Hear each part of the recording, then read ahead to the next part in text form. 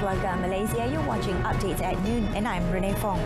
In our headlines today, NGOs urged to work together with the government for the well-being of Keluarga Malaysia.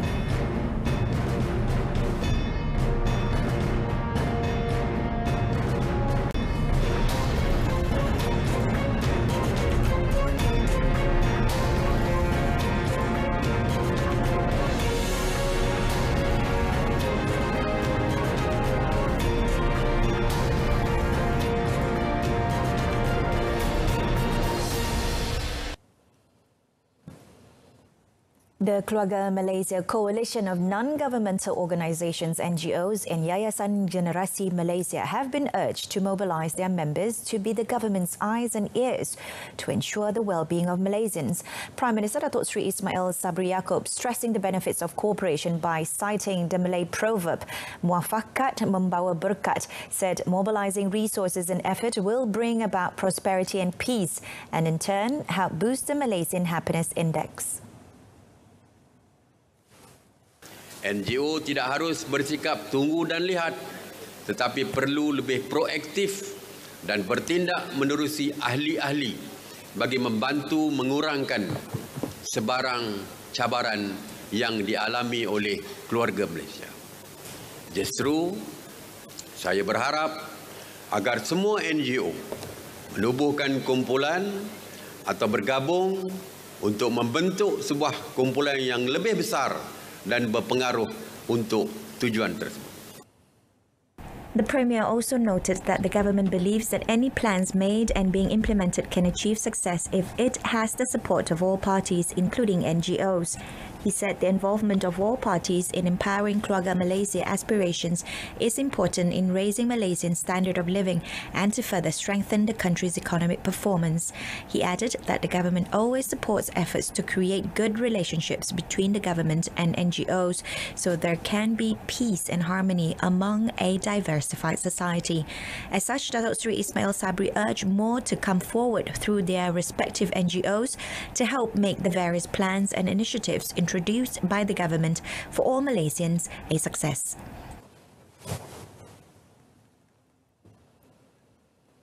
The Science, Technology and Innovation Ministry MOSTI hopes that a smartphone application for monitoring the sale of subsidised cooking oil can be developed through the My Hackathon 2022 program. Its Minister, Datuk Seri Dr. Adham Baba, said the program was targeting the participation of 300 people, including startup companies and innovators in the country. Commenting further in the matter, the minister said that the development of the application was crucial to solving the issue of monitoring the sale of subsidised cooking oil.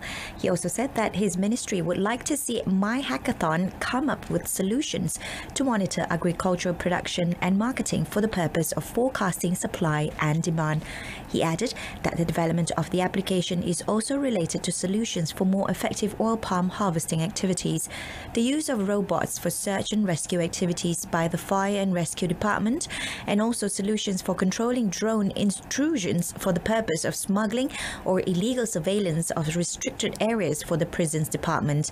Datuk Seri Dr. Adham said My Hackathon 2022 was a continuation of the program launched in 2020 that encouraged local talent to showcase constructive ideas to help the government improve its delivery system so that all benefits will trickle down to the grassroots. According to data released by the Statistics Department (DOSM), the number of unemployed graduates dropped to 4.1% in 2021, while 33.9% of graduates were in skills-related underemployment. Chief Statistician Datuk Seri Dr. Muhammad Uzair Mahidin, citing the Graduate Statistics 2021, said the number of graduates in Malaysia was 5.61 million last year, comprising 22.1% of its population in the working age of 15 years and above. Elaborating further through a statement released, Datuk Seri Dr. Muhammad Uzair said in 2021, the country's economy had gradually regained momentum towards recovery and subsequently fostered a healthier labour market situation during the year compared to 2020. In line with this, the number of employed graduates went up by 5.0% to register 4.57 million. He also said that around two-thirds or 64.8% were employed in the skilled occupations category. However, the number declined by 1.2% following reduction in the managers category, while the other two skilled occupations, namely professional and technician and associate professional, saw increases in the number of employed graduates. Datuk Seri Dr. Muhammad Uzair noted that 32.9% of graduates worked in semi-skilled occupations, largely as clerical support workers, 14.4%, followed by service and sales workers, 10.8%, crafts and related trade workers, 4.2%, while 2.3% were employed in the low-skilled category. According to the fund's latest World Economic Outlook update July this year, the International Monetary Fund IMF has revised its year-on-year economic growth forecast for Malaysia to 5.1% in 2022 from 5.6% previously. However, the IMF's latest forecast is lower than Bank Negara Malaysia's projected gross domestic product GDP growth range of 5.3 to 6.3% for 2022. The fund said the risks to the global economic outlook are overwhelmingly tilted to the downside.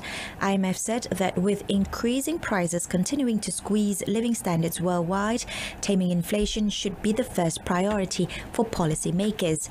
It said tighter monetary policies will inevitably have real economic costs, but a delay will only exacerbate them.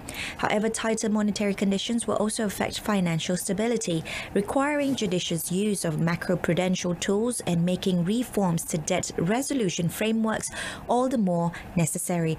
The IMF suggested that targeted fiscal support can help cushion the impact on the most vulnerable, but with government budgets stretched by the pandemic and a need for a disinflationary overall macroeconomic policy stance, such policies will need to be offset by increased taxes or lower government spending.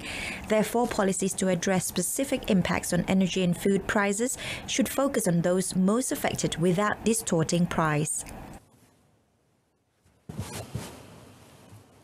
The government will not hesitate to take action against those who abuse fake and unrecognised titles and awards in organising activities and events.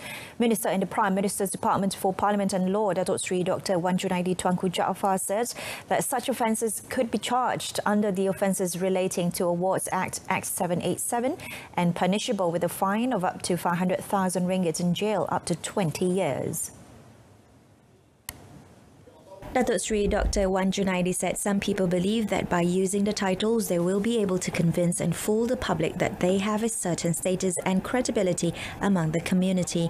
He also said that what is more worrying is that these people misuse these titles for cases involving fraud and other crimes, and there are those who openly organize certain events where they attend wearing the #1 dress or mess kit complete with medals, sashes, and unrecognized and fake titles. The minister further warned all parties who are still abusing fake titles and carrying out the activities that the government and enforcement will not hesitate to take action according to the existing laws, especially Act 787.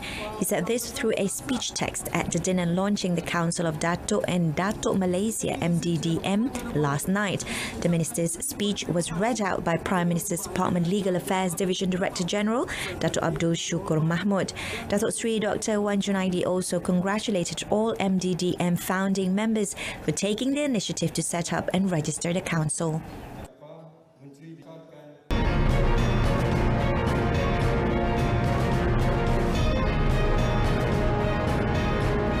Coming up with sports, Yong Chi splashes her way to victory for Malaysia's second AUG swim gold.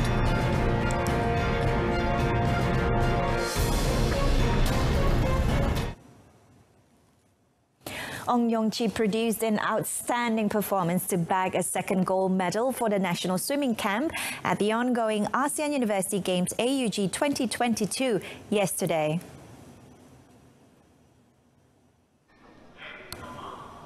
Yongqi shone the brightest when she came out tops in the women's 200-meter butterfly event as the other 7 finals at the Banyang Noi campus failed to produce the desired results. The Johor-born Yongqi clocked 2 minutes 18.45 seconds to beat Indonesia's Adinda Kirana, who bagged the silver medal with 2 minutes 18.63 seconds.